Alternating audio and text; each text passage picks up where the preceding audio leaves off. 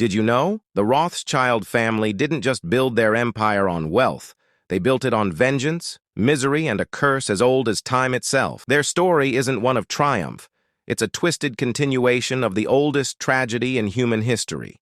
Cain and Abel. The Rothschilds, like Cain, were born into a world where survival meant crushing your brother. A world where killing wasn't just an option.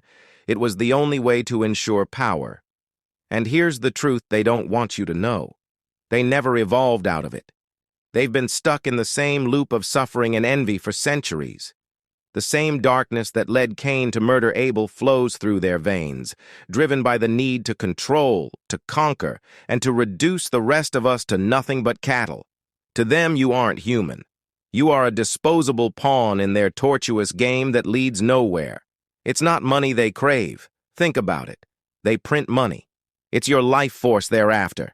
They need to suck your energy, your freedom, your soul.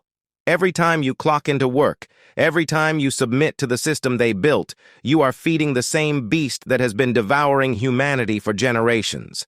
They are poor little victims, victims of their own twisted lineage. They're cursed, and yet, in their delusion, they believe they are God's chosen ones. And every law, every system, every institution they've created, from the banks to the schools to medical system, is designed to drag you into the same diluted abyss they've been trapped in for centuries. Look at the legal system. In older law dictionaries, humans were referred to as monsters. Why? Because to the so-called elite, that's all we are. Monsters, undeserving of true freedom, existing only to serve their insatiable hunger for control. They don't want you to rise. They want you to feel the same hopelessness they do.